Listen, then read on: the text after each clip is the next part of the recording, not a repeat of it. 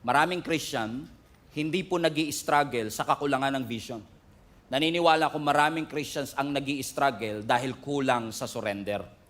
Lalo na po yung kultura natin na tinuruan po tayo na follow your dreams. Narinig nyo na po ba yan? Follow your dreams. Nakikita nyo yan sa mga ref, nakikita nyo yan sa mga jeep, nakikita nyo yan sa mga social media posts, naririnig nyo yan sa mga TED Talks, nakikita natin yan sa mga pop culture, sa mga branding and advertisement. Pero yung salitang follow your dreams, hindi ho biblical yan. Hindi po itinuro ng Biblia na sundan natin ang ating mga pangarap. Yan po ay cultural mantra. Nakasanayan na po natin. However, hindi natin maitatanggi na marami ho talagang tao, mas pinupurso nila yung pangarap nila kesa yung layunin ng Panginoon sa kanilang buhay. No wonder, marami pong mga tao today successful pero parang hindi nakakapagpahinga. Napansin niyo ho ba na maraming tao, they have the money, marami silang pera pero nawawalan ng meaning ang kanilang buhay. Oo, marami silang ginagawa, productive sila, but at the end of the day, their heart feels empty. Maraming mga Christians din in our generations today, parang paabante ng paabante yung career pero paatras ng paatras yung calling. Something is wrong. Ang puso natin nangangarap, pero kailangan nating maunawaan at mapaalalahanan na ang buhay natin may purpose. Kung ang toothbrush nga may purpose, ikaw pa kaya? Kung ang ilaw nga may purpose, ikaw pa kaya? Ang toothbrush, ang purpose niya, ipanglinis ng ngipin. At least siya, alam niya ang purpose niya. Ikaw, ako, tayo kaya? Ano ba ang purpose natin? Ang purpose lang ba talaga natin magtrabaho ng magtrabaho araw-araw, kumain, matulog, tapos na? O may mas malalim na meaning ang buhay? Ang purpose ba natin, uminhale ng oxygen at mag-exhale ng carbon dioxide? At pagkatapos nun, tapos na, mamamatay tayo, mawawala tayo dito sa mundo, at pagkatapos nun, tapos na ang ating buhay? Nagkakaroon po ng problema kapag yung purpose natin at yung plano natin ay nagko-compete with each other. Pag yung plano mo sa buhay at yung purpose ng Panginoon nagkaroon ng pagbabangga, ibig sabihin hindi alam kung sino ang dapat mauna, marami ang nagre-resulta sa burnout. Bakit nababurnout? Bakit ko sinabi na posibleng ma-burnout ang isang tao na hindi niya alam kung ano ang kanyang ipaprioritize? Because it's possible for us to dream outside God's design. Okay, let me repeat. It's possible for a Christian to dream outside God's design. But you can never fulfill your purpose outside of God. Okay? So pwede kang mangarap na labas sa disenyo ng Panginoon, pero hindi mo magagawa ang purpose ng Diyos kung tatanggalin mo siya sa iyong buhay. Bakit to? Ang pangarap nagbabago. Naalala ko, many years ago, na-share ko yan, nasa YouTube pa yata eh. Isa sa mga pangarap kong sasakyan, BMW. Pero nung nalaman ko yung presyo, e-bike lang, okay na pala ako. Kasi di ba, napansin nyo, ang pangarap nagbabago siya eh. Ang pangarap seasonal siya. Ang pangarap negotiable siya. At karaniwan ng mga pangarap natin ay powered by our desire. Anong ibig sabihin? Kumbaga, kaya ka nangangarap, nagdi-desire ka. Halimbawa, nagdi-desire kang yumaman. Nagdi-desire kang sumikat. Hindi ba sama ha? Nagdi-desire kang maging komportable. Nagdi-desire ka na yung mga anak mo makatapos ng pag-aaral. Nagdi-desire ka magkaroon ka ng influence at hindi lang ikaw ang nai-influence. Ganun ang pangarap eh. Usually, powered siya and motivated siya. Ito ang gusto ko. Pero ang purpose iba. Kung ang pangarap driven siya, ito ang gusto ko, ang purpose ina-assign. Ang purpose by design. Ibig sabihin ng ina-assign, hindi ikaw ang pumipili ng purpose mo. Sa pangarap, ikaw eh. Pero sa purpose, hindi ikaw pipili niyan. Ang pumipili ng purpose mo, yung lumikha sa'yo. So, posibleng ang pangarap mo yumaman, pero ang purpose mo maglingkod. Okay? Posibleng ang pangarap mo maging sikat, pero ang purpose mo maging steward, sumunod, to build other people, o dalhin ang ibang tao pabalik sa ating Panginoon. Kumbaga, sa pangarap, laging sinasagot yung tanong na, ano bang gusto kong mangyari sa buhay ko? Pangarap yan eh. Pero kapag purpose, bakit ba ako nilikha ng Diyos in the first place? Ano ba ang reason kung bakit ito nangyayari? A few months ago, I discussed a message about, I think that is our anniversary Sunday, I discussed about the value and the importance of a potter and a clay. You still remember that? Na si Lord, siya ang humuhulma sa atin at tayo naman ang kanyang clay. Balikan nga natin yung verse sa Isaiah chapter 64 verse 8. Ang sabi ng Biblia, yet you, Lord, our Father, everybody read this with me, We are the clay. Sino yung we? Tayo. Tayo daw po ay putik. Tayo daw po ay clay. Pero sino ang pattern? Si Lord. Siya ang ibig sabihin ng pattern, siya yung naghuhulma doon sa clay. At dahil siya ang naghuhulma, ano sabi ng last part? We are all the work of your hand. Ibig sabihin, ganito lang kasimple, no? Tayong lahat, sumusunod lang kung ano ang gusto nung pattern na naghuhulma sa atin. Komprende? Sino ba ang pattern? Si Lord. Sino ba ang clay? Tayo. So kapag ba inassign ka ng Diyos, ako ang pattern, ikaw ang clay, control ba yon? Hindi. Manipulation ba yon? Hindi. Binabalik ka lang sa disenyo mo. You are created to follow God's design. Halimbawa, yung clay ba magiging bowl o magiging cup? Sino magdi-decide? Yung pattern. Ibig sabihin, walang kaalam-alam ang clay, basta siya sunod lang siya ng sunod. Pag iniikot siyang gano'n, sunod lang siya ng sunod. So kapag sinabi ng pattern na, magiging bowl ka, ikaw magiging jar ka, ikaw magiging cup ka, wala siyang magagawa. Now, pwedeng mangarap yung clay. Sabihin niya, gusto kong maging espada. Yan. Halimbawa, yung clay sabi niya, habang inuulma siya, Sir, pwede ba akong maging espada? Pwede kang mangarap, pero nakadetermine pa rin yung future mo doon sa pattern mo. So, ibig sabihin, walang problema mangarap. Pwedeng mangarap ang clay na pwede siyang maging sword. Pero ang tanong, yung clay ba nakadesign para maging espada? No, hindi siya nakadesign para maging espada. Ang espada kayang mag-cut. Ang clay, hindi niya kaya yon. So kahit anong effort ng clay, hindi niya magagawa yung bagay na hindi niya design. Sino sa inyo nangangarap makalipad? Sarap nun, di ba? Kung magkakaroon ka ng superpowers, isa sa mga superpower ko, Pastor, gusto kong makalipad ako. Pero ang tanong, pangarap mo makalipad, gusto mong makalipad, pero nakadesign ka ba para lumipad? Hindi. So kapag tinangka mong lumipad, hirap ka. Imposible pa nga eh. Tama, andyan pa ba kayo? Tama. Pero yung hirap ka, madali sa ibon. Kasi yung ibon, design talaga siya para lumipad. Meron na ba kayong nakitang ibon na nag-enroll sa flight school? Halimbawa, gusto kong matutong lumipad. Okay? Paglipad 101. Ayan. May ganyan ba? May lesson ba ang ibon para sa... Wala. Kumbaga, nung ipinanganak siya, kahit hindi niya pa na-try lumipad, once na pinakawalan siya dahil built-in sa kanya yun. Effortless ang paglipad. Halimbawa, ang isda, design siya para sa tubig. Wala kang makikitang isda na nag-e-enroll sa swimming school. Walang isda na nag-swimming lesson. Lahat ng isda, naturally, based on design, bigla na lang silang lumalangoy.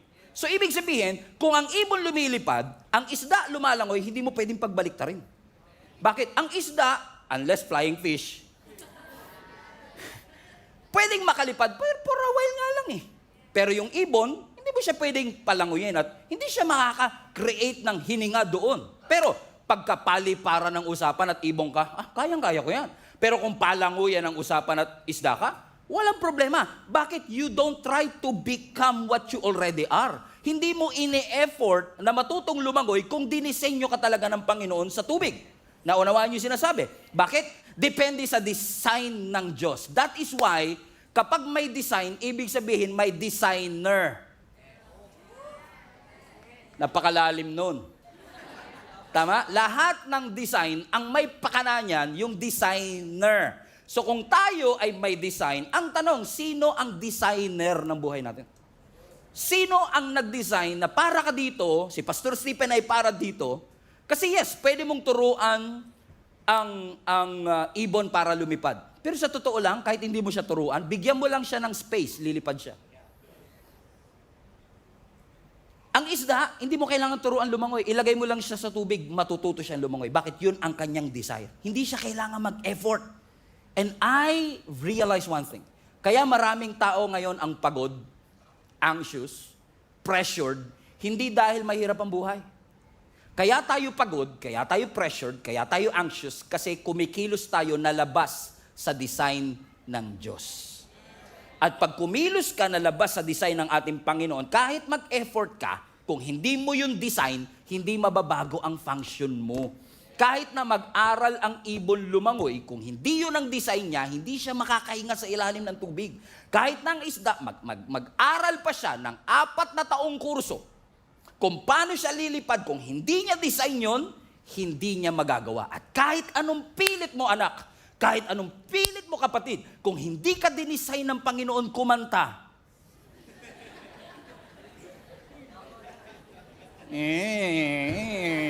Pastor, gusto kong kumanta. O sige na, gusto mong kumanta, pero tanungin mo, gusto ba namin? Yun muna ang tanong sa... Sabi mo sa katabi mo, wag mo na pilit. Sabi mo, parang hindi nyo sinabi Amen? Kasi, halimbawa, kung talagang hindi ka kumanta, pag nag-effort kang mag-aral, may improve ba performance mo? Yes, may improve ang performance mo, pero hindi mo marere-right ang design ng Panginoon sa iyo. Even though you try harder, you work harder, you train longer, you push deeper, you can never do what God has not designed for your life.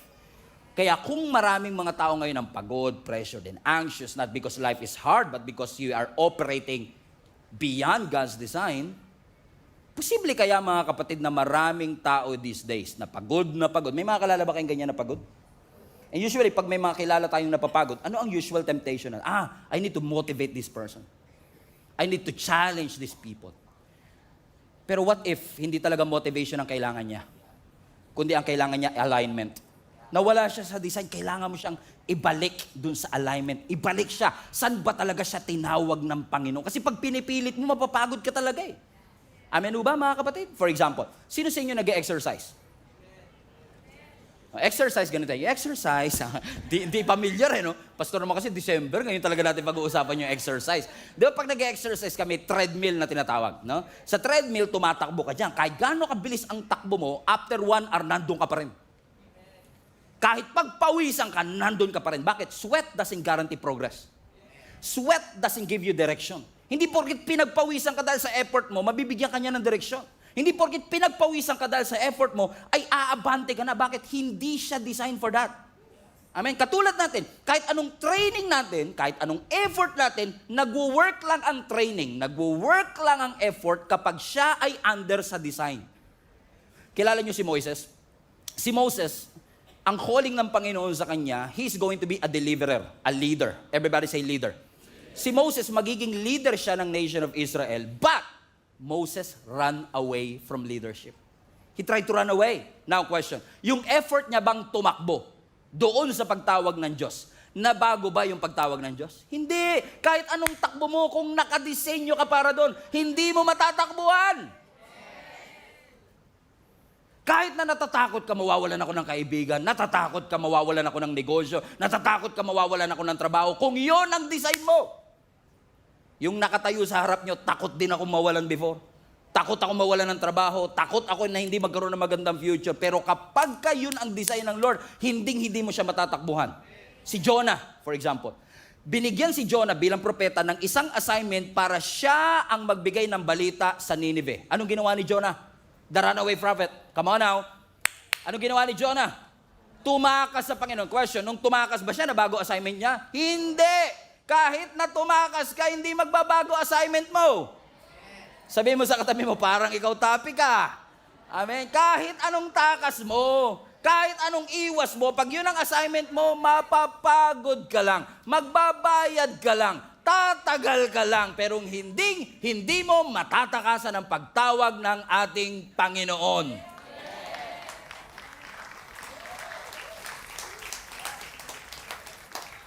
Kahit ikaw si Usain Bolt at ikaw ang may pinakamabilis sa pagtakbo, hindi mo mauunahan ng Diyos. Si Peter, he catch the fish all night, effort. But he caught nothing. Why? Without the presence of God, walang bunga lahat ng ating ginagawa. I mean, even if your effort can make you successful, only God's purpose will give you fulfillment. Samson. Si Samson, binigyan siya ng Panginoon ng mandato to be a deliverer. Siya ang gagamitin ng Lord to deliver the nation of Israel against the Philistine. Pero may ibang pangarap si Samson. May purpose siya. Anong purpose niya? Be a deliverer. Pero ano ang pangarap ni Samson? Gusto niya babae. Di si Samson, naghanap ng maraming babae. Kasi gusto niya pleasure. Pangarap niya maging lover boy. Na Samson the lover boy. May pagmamalaki naman kasi physically talagang malakas eh. Ang mga babae, impress sa kanya, pero yun ba ang purpose kung bakit siya pinalakas ng Panginoon? Para lumapit ang babae sa kanya? Hindi. Kaya siya pinalakas ng Panginoon para maging tagapagligtas. Hindi para ikulong ang iba sa kanyang pag-ibig at pagmamahal. Medyo corny yun, pero sige, tinawanan nyo naman. Pasok na rin. Amen? Bakit? Nangarap siya ng pleasure, nangarap siya ng admiration, nangarap siya na siya magkokontrol sa kanyang buhay. Binigyan ako ng Lord ng kakaibang lakas, pero gagamitin ko to sa iba. Ano nangyari? Alam natin ang sinabi ng storya, di ba? Judges chapter 13 hanggang 16. Ano sabi ng scripture? Nung ginupit ang buhok ni Samson, burst paid ba yan, sir? Burst paid pa yan. Burst paid pa rin to. Nung ginupit ang buhok ni Samson, ang sabi ng Bible, nawala sa kanya ang kanyang lakas. Pero ang question, nasa buhok ba talaga ang kanyang lakas? Hindi. Kasi, kaya siya nawala ng lakas, hindi dahil umiksi ang kanyang buhok, kundi dahil iniwanan siya ng presensya ng ating Panginoon. Bakit? Kakahabol niya ng gusto niya, nawala sa kamay niya yung tunay na kailangan niya. Presence of God. What good is it that you gain the whole world but forfeited your own soul? What good is it na nakuha mo lahat ng magagandang bagay sa mundo? Nabili mo ang pinakamahal na kama, pero hindi ka pa rin makatulog. Ang dami-dami niyong pagkain, wala kang gana. Why? Because food doesn't guarantee appetite. A good bed doesn't guarantee a good sleep. Vacation doesn't guarantee rest. Lalo pag ikaw magbabayad, hindi ka talaga mapapahinga. Kasi maya't maya, pambayad. Sabi mo sa katabi mo, vacation pa more. Amen? Because he chased what he wants, he loses something that is important to him. And that is his calling, his purpose. And that is the presence of God. Ba't pa kasi ang Panginoon, Pastor, nakikialam pa sa mga plano ko sa buhay? Ba't hindi na lang tayo hayaan ng Diyos na mag-succeed using our own terms? Ba't pa kailangan ng Diyos makialam sa mga plano ko sa buhay? First things first, sino nagbigay ng hininga sa'yo? Kasi minsan, nakakalungkot minsan huwag kayo magalan, hindi kayo ibang location, taga ibang bansa. Kasi mga nandito ngayon, mga sobrang lapit nyo kay Lord, candidate kayo sa kanang kamay ni Lord. Sobrang bait ng buhay ninyo, na hindi kayo nagkakamali. Na minsan si Lord, ginagawa nating alternative. Yung parang, Lord, ito na schedule ko sa 2026, singit ka na lang kung kailan mo gusto. Hindi sinabi ng Bible, i-add mo si Lord sa schedule mo. Ang sabi ng Bible, seek Him first. Okay? And all these things. You have to understand something, mga kapatid, and I say this with love and humility. Life is more than just work. Ang buhay hindi puro trabaho lang. Hindi puro tulog lang. Ano kapag ang buhay mo puro trabaho pero walang meaning? Mapapagod ka. Mapapagod ka. Kailangan lahat ng ginagawa natin may rason. Lahat ng ginagawa natin may meaning. Kasi pag may meaning ang isang bagay, na-appreciate mo. Pag may meaning ang isang bagay, may malalim na dahilan. At pag may malalim na dahilan, kahit pagod ka, ipahinga mo, babangon ka. Pero pag exhausted ka na, pag empty ka na, yun ang pinakadelikado sa lahat. Pag empty ka na, mahirap na yun eh. Kasi wala ka ng drive, wala ka ng soul, wala ka ng motivation that you forfeited your own soul. And don't think for a moment na kapag may hilingi ka sa Diyos at hindi niya binigay, sasabihin mo kaya hindi binigay ni Lord yun, baka masyadong malaki yung dreams ko. No, God is not intimidated with your big dreams. Walang pangarap ang tao na mas malaki pa sa ating Panginoon. Kahit yung pinakamalaking pangarap mo, maliit yan sa harapan ng Panginoon. Kung maliit lang pala, Pastor, ba't di binibigay ng Diyos? Hindi binibigay ng Diyos yan dahil masyadong malaki para sa Kanya. Hindi binibigay yan kasi masyado siyang maliit kung ikukumpara sa purpose mo. Sabihin mo sa katabi mo, don't settle for less. Anong ginagawa natin? Habol tayo ng habol sa mga pangarap natin. Napansin niyo ba yung pera kapag hinahabol niyo, lalong tumatakbo? Tuwan-tuwa ka, sabi mo, malapit na yung 13-month pay. Wala pang 13 hours. Ubus sa at least dumaan, Pastor. Kakahabol mo ng pangarap mo, mag-isa ka na lang. Sino magsusustain sa'yo pag nagsosolo ka kakatupad ng pangarap mo? Akala mo ba madaling to pa rin ang pangarap? Hindi madaling to pa rin ang pangarap. Kaya nga po siya pangarap eh. Hindi siya madaling to pa rin. So kung tutuparin mo siya mag-isa, pag kailangan mo ng tulong, sino tutulong sa'yo? Wala. Mag-isa ka. Sino magsusustain sa'yo ngayon? mag-isa ka din. Pero pag ang pinurso mo purpose, God is committed to have a responsibility for your future. So, hindi ikaw magsusustain sa sarili mo. Ang Diyos mismo ang magsusustain sa iyo. Amen? I did not do this in previous service and I've done this illustration a lot of times, but I will do it anyway. Okay? Kasi ang mga pastor naman paulit-ulit. If you have a Bible, open to Psalm 23 verse 6. Ang sabi ng scripture doon, blessings and mercy shall follow you all the days of your life, and you shall dwell in the house of the Lord forever. Blessings and mercy. Sino sa inyo gusto nyo ng blessing? Ulitin ko, sino sa inyo gusto nyo ng blessing? Sino sa inyo gusto nyo ng mercy? So, dahil gusto mo ng blessing, hinabol mo. Gusto mo ng blessing, pinangarap mo. Pero yun ba ang design? Sabi ng Bible, blessings and mercy shall follow you. For example, si Jenny tawagin ko, pinakamaganda babae sa balat ng lupa.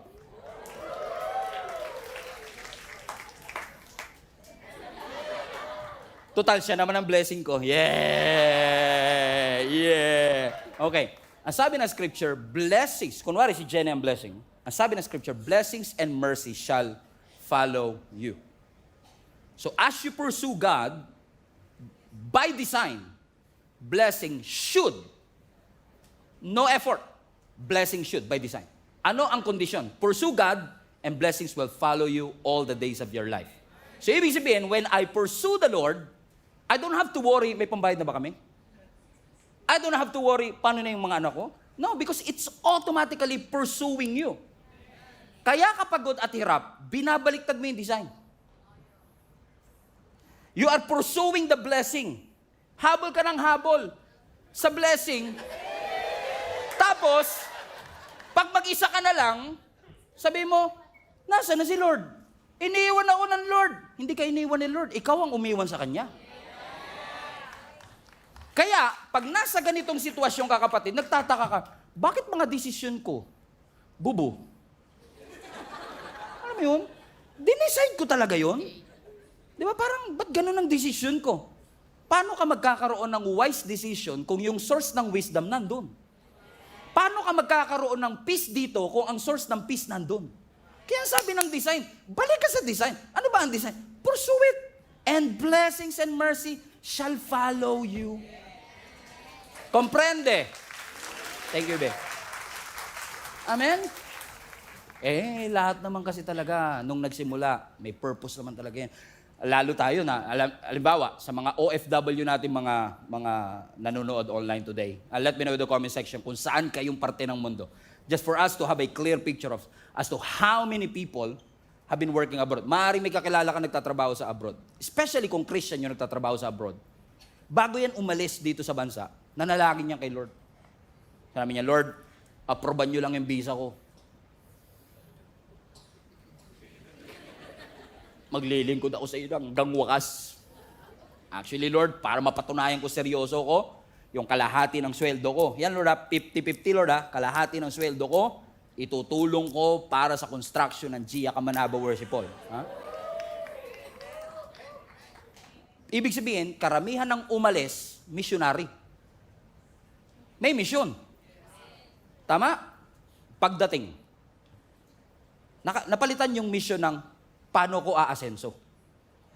Yun. Hindi masamang umasenso. Hindi masama. Ako nga, ina-advocate ko. Ipanalangin, di ba, almost every week, pinagpe-pray ko, umasenso business ninyo. Walang problema sa pag-asenso. Pero ang problema kasi, 2 years ka na ron, 2 years ka na ron, okay. 2 years ka na ron, pero imbis na yung calling mo nag-a-upgrade, appliance mo nag-a-upgrade. Hindi masama na ma-upgrade ng tulad kayo, kakabili nyo lang ng oven this week dahil sa bonus nyo eh. Bumili kayo ng rep na 2-door. Diba? Walang problema. Pero teka lang, ano ba talaga ang purpose? Ba't mo siya pinag-pray in the first place? Hindi ko sila, kasi nung nangako ka naman kay Lord, wala naman ako dun eh. Kaya ikaw lang naman yung nangako. Hindi kita pinilit na mangako kay Lord. Ikaw ang nangako kay Lord. Sabi mo, Lord, ibibigay ko ang buhay ko sa iyo. Kaso, pagdating doon, nakalimutan mo na yung assignment mo. Nakalimutan mo na ang purpose mo, why you are there in the first place. Kaya parang dati, hindi kayo taga-ibang church to, no? Kaya parang sila sabi mo, Lord, gamitin mo ko, Lord, gamitin mo ko. Nung meron ka na ng mga pangarap mo, Lord, i-maintain mo to, Lord, i-maintain mo to. Pero where was God when you are planning for all of these things?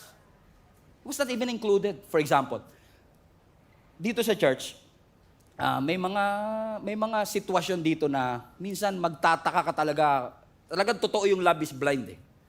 Alam niyo ibig sabihin? Pag kinilig talaga, hindi na nakikinig. May kilala ba kayong gano'n? Yung pag kinilig na, wala nang kinig-kinig yan. Tuloy yan, tuloy, di ba?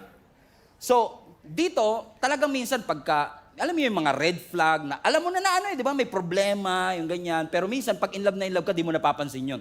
Kaya kailangan mo ng mga kaibigan na magsasabi sa'yo na, hinay-hinay ka, pag-pray mong mabuti yan. Pero ano mangyayari? Dahil mahal na mahal mo, hindi ka makikinig. E tituloy ka, bam, mahal mo eh. After 6 months, nag-break kayo. Niloko ka. Aroy. Aray mo. Bakit ko sinabing aray mo? Kasi pag nasaktan na broken heart, yung nakalimutang leader, babalikan. Pastor, heartbroken ako. Kung ako yon, ang sarap sabihin, nung kinilig ka, di ako kasama. Tapos ngayong heartbroken ka, sasama mo ako. Bala ka dyan.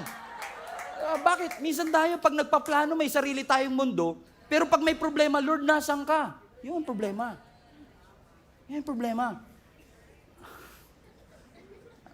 Tignan mo katabi mo, duguan na eh.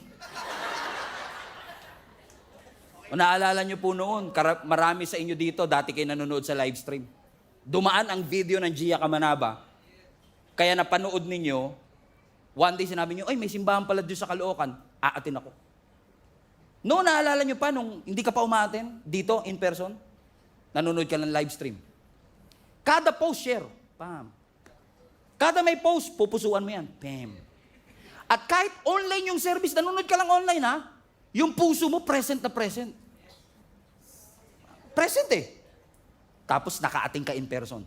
Present ka na ngayon in the flesh, pero absent naman yung commitment. Something is wrong. Napansin nyo? May nagbabago eh. Question, nagbago ba sa service natin? Sunday pa rin naman tayo.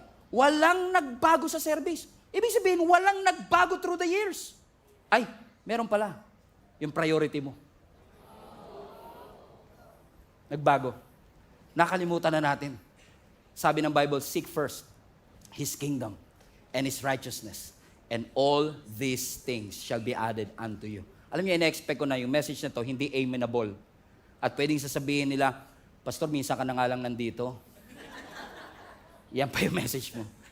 Pero tatay niyo ako eh. Responsibility kong paalalahanan kayo na meron kayong layunin at meron kayong purpose sa inyong buhay. Naalala mo nung hindi ka pa naglilingkod kay Lord, sabi mo, Lord, kahit anong role. Sige, Lord, bibigay ko. Tapos nung may role na, masyado naman demanding tong role na to. Lord, kahit saang ministry. Nung nasa ministry na, matagal pa ba yan? Because somewhere along the way, nakalimutan natin na kapag naglingkod, may sakripisyo. Nakalimutan natin. Akala natin comfortable lahat. Akala natin mabait ang lahat. Naalala mo dati, hindi ka uma-absent sa church. Hindi ka uma-absent. Sabi mo, pag God first. Di ba, naalala mo yun? Sabi mo, sarado ang tindahan pag Sunday. Kasi para kay Lord to. Outing, di ko mag-outing. Sunday. Kayo yun ha, kayo yun. Huwag niyo ako damay. Di ba? Ikaw naman nangako nun eh. Diba? Pero recently, di ba, napapansin mo, diba, pag may mga long weekend, di ba? Sabi mo, maganda magbakasyon dito ah. Hindi masama ah. Hindi masama. Pero minsan, nasa di ba? I mean, family first eh. O di nasa family na. Di nandun ka na sa resort, di ba? Say, woo! Habang nagagaganong ka, kami dito nakaganon, di ba? Kami rito nag-worship, ikaw ganun-ganun ka sa swimming pool, di ba? Saya mo eh. Di ba?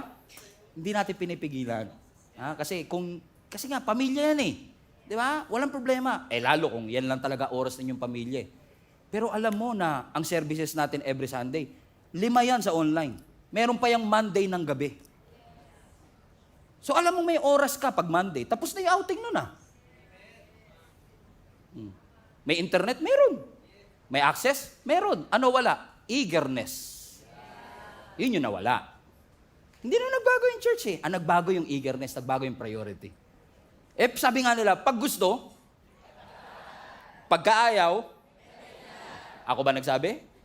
Kayo nag-fill in the blanks. Amen. Sabi mo sa katabi mo, ikaw talaga target ni Pastor today. Oo. Yung katabi mo, dati nag-a-adjust pa yan. Pag Sunday, di ba, sabi niyo, yun. Pero ngayon, wala. Eh, pwede mo ba sabihin, nanlamig ba siya, Pastor? Hindi naman siya nanlamig kay Lord. Masyado lang napasarap yung pahinga. Oh, bakit ko sinasabi? Tatandaan nyo to mga anak. Ha? Ang backsliding, pag sinabing backsliding, yung pagbalik mo sa lumang buhay, ang backsliding hindi nagsisimula sa rebellion. Walang nag-backslide, rebelde ka agad. Walang ganun. Karamihan ng nagba-backslide, if not lahat ng nagba-backslide, hindi rebellion ang simula. Ang simula, neglect. Kapabayaan. Yung dating importante, hindi na masyadong importante sa kanya ngayon. So anong ibig ko sabihin? Hindi ka naman biglang tumalikod sa Lord. Hindi ka biglang nawala sa Panginoon. Unti-unti mo lang tinigil yung dating ginagawa mo para sa Kanya. Kaya ang sabi ni James, are you still with me? Sugatan ah. Kaya ang sabi ni James sa James chapter 4, now listen, verse 13. Gia kamanaba, makinig kayo. Lahat ng mga tao na nagsasabing, ngayon o bukas, pupunta kami sa Thailand. Pupunta kami sa Japan. We will spend a year there. We carry on with our business and to make money. Verse 14. Bakit?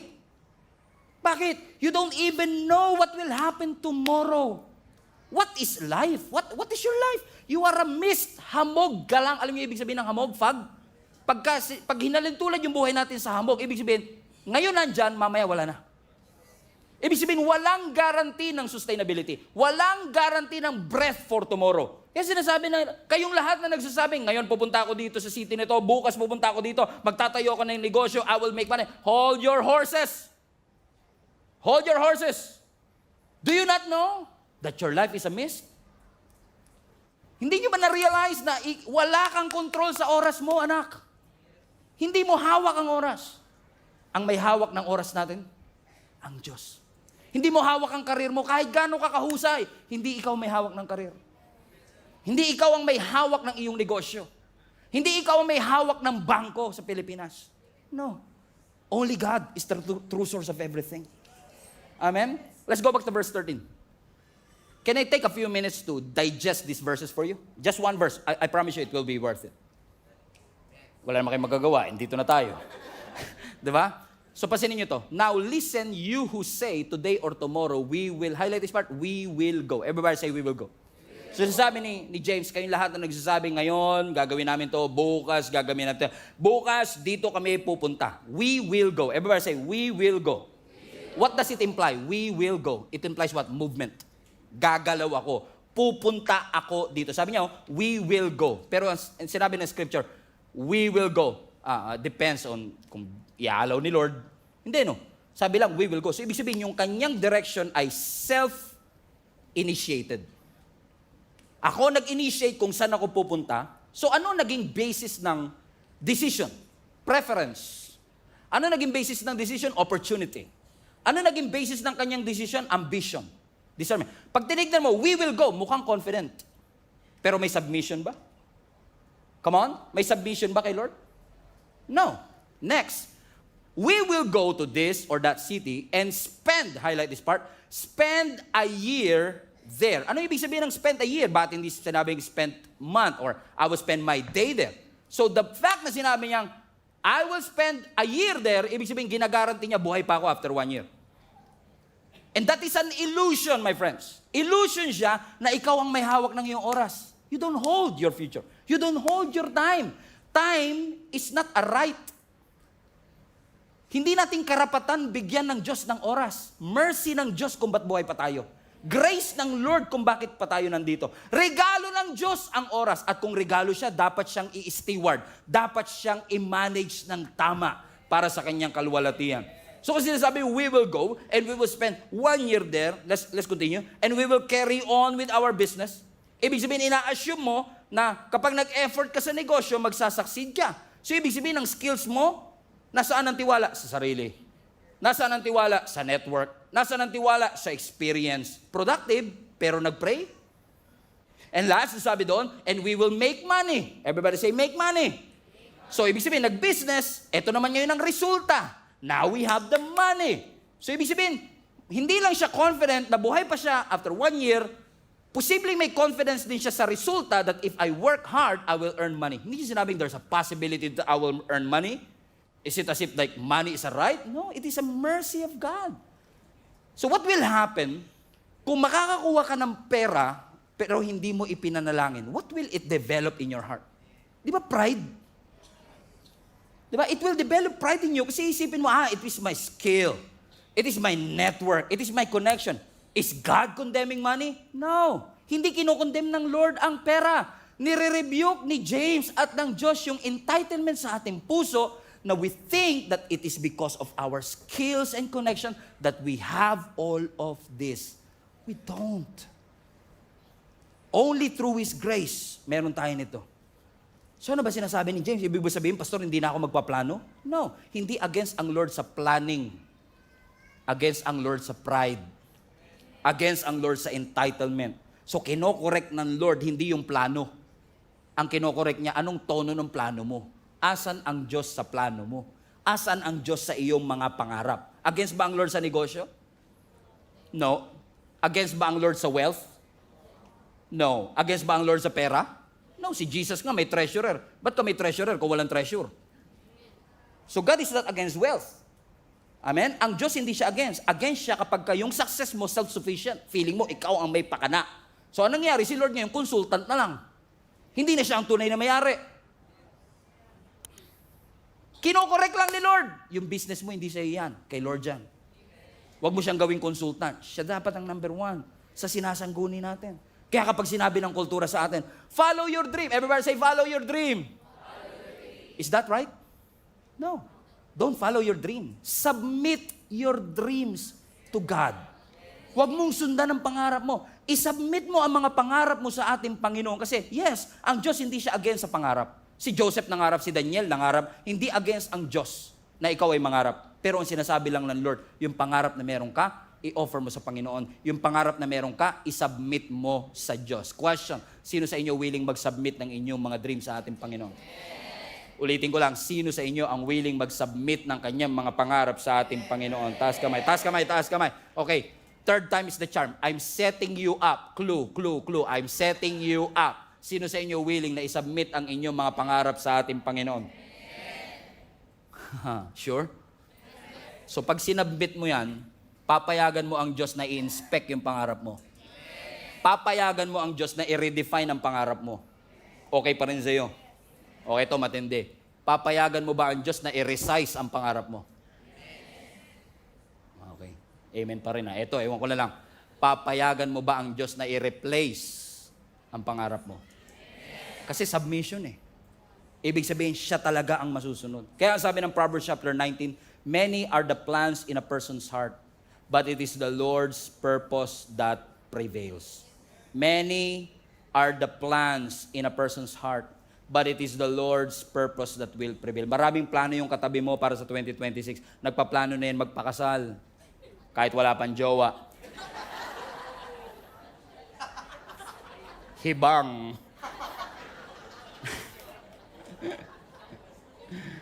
Boyfriend muna bago kasal, mabir. Joke lang. Nagpaplano tayo para sa 2026. Kaya sabi ng scripture, many are the plans in a person's heart, but it is the Lord's purpose that will prevail. Look at the screen. Look at the screen. Look at the verse. Look at the contrast. Plan, purpose. There is a plan, there is a purpose. Pero hindi lang yung plan and purpose ang contrast. Pati yung dami may contrast. Sabi ng Bible, many are the plans, but we only have one purpose. Now naman, many are the plans in man's heart, but it is the Lord's purpose that will prevail. Anong ibig sabihin ng contrast na ito? Look at the screen again. Highlight that part, plan. Yung plans na yan is actually from the Hebrew word machshaboth. Okay, everybody say machshaboth. Now, hindi lang to basta nagplano ka. Pag sinabi mong machshaboth, ibig sabihin nun, inisip mo siya. Nag-strategize ka na. Kinalculate mo na. Kumbaga, hindi pa dumarating, calculated mo na by the age of 30. Ganyan. Nagpaplano ka na. Hindi masama. Pero yung sinasabi dito, marami tayong mga calculations na yung puso natin naging pabrika ng napakaraming options na meron ka. Pero, ang sabi ng scripture, marami ka mang machshaboth in your heart, but it is the Lord's purpose. Ano yung purpose sa Hebrew word? Etsa. Matraffic dyan ngayon. Amen? Marami ka mang machshaboth, but it is the Lord etsa that will prevail. Anong difference? Ang machshaboth, maraming thoughts, maraming strategy, maraming calculation, but it is the Lord's purpose that will remain. It is the Lord's purpose that will stand. It is the Lord's purpose that will outlast you. It will outlast. So listen, church. Based on that context, balik na yung verse 13 na. So, listen, church. Kayo na nagsasabi na, today and tomorrow, highlight everything. We will go. We'll spend a year. We'll carry on a business. We will make money. Look at the screen. We will go. We will spend a year. We carry on a business. We make money. You see it? We will go, spend a year, carry on a business, make money. What is missing on that verse? Walang Diyos. May plano, pero wala ang Diyos sa kanyang mga plano. Kaya ang sinasabi ng writer na si James, pwede kang magplano na, we will go here, we'll spend a year there, carry on a business, and make money. Verse 14, bakit? Hindi mo ba alam na, highlighted part, hindi mo ba alam? Alam niyo ibig sabihin ng Greek word yan? You know nothing. Hindi mo ba alam kung ano mangyayari kinabukasan? Ang buhay mo para lang hamog. It will appear for a little while and then it vanishes. That's what he's saying. Hindi masama magplano, pero teka, nakalimutan mo ba na wala kang control sa bukas? Hindi mo alam. You don't know. That's the dilemma. Hindi mo alam. Plano ka ng plano, pero hindi mo alam kung buhay ka pa bukas. Hindi mo alam kung ano ang mangyayari bukas. Bakit? Si Lord lang nakakaalam. Kasi iyan ang faith eh. Ang faith kasi, hindi ka bibigyan ng estimated time of arrival. Sabihin ng Lord, guarantee at the age of 35, may asawa ka na. Scam yun. Di ba? Si Lord, baya tayo nagsabi siya. Sabi ni Lord 32 lang daw. Magkakaasawa na ako. Di ba, scam? Bakit? Nilalagyan mo ng estimated time of arrival. Nilalagyan mo ng expiration date. Pero ang Diyos hindi nagbibigay ng ETA. Ang Diyos nagbibigay ng direksyon. By this season, ito gagawin mo. That's the difference.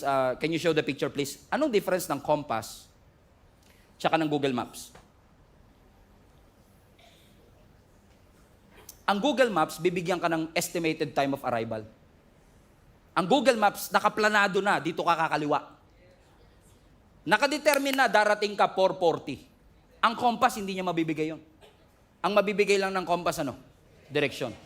Tinatrato natin minsan ng Biblia, Google Maps. Kaya ka frustrated eh. Kasi hindi ipapakita ng Lord sa iyo ang lahat ng daratnan mo. Pero ang ipapakita niya, yung susunod na direksyon. North, south, east, or west. Kaya pala sabi ng Bible, your word is a lamp unto my feet and a light unto our path. Bakit? Ang word of God, hindi po siya spotlight sa kinabukasan. Siya ay lampara para sa susunod mong hakbang. Ang ipapakita ng Lord sa iyo was the next step.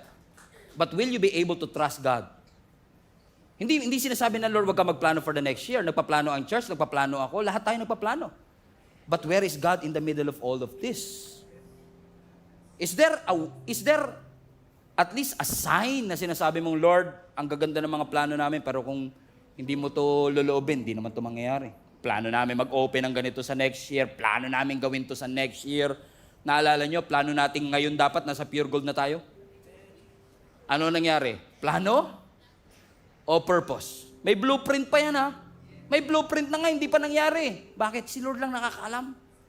Si Lord lang nakakaalam ng lahat ng bagay. So let's submit our desires to God. Bakit? So yung sinasabi ni James, balik mo yung verse 14 anak. Makinig kayo, Gia Kamanaba. Kayo, sinasabi nyo, today, tomorrow, we will go to that city, spend a year, carry on a business, make money. Hey, why? Next verse. Why? You don't even know what will happen tomorrow. Your life is a mist that appears for a while. Huwag mong sabihin na kaya mo itong gawin. You can make money. You can spend there in 1 year. Verse 15. Instead of saying that, you ought to say, highlight this part, if it is the Lord's will. So instead of sabihin, next year, sure. Ang sinasabi ni James, instead of saying that, say, if the Lord is willing. Diyan natin nakuha yung God willing. Hindi tayo binibigyan ng James ng additional sa ating Christian vocabulary.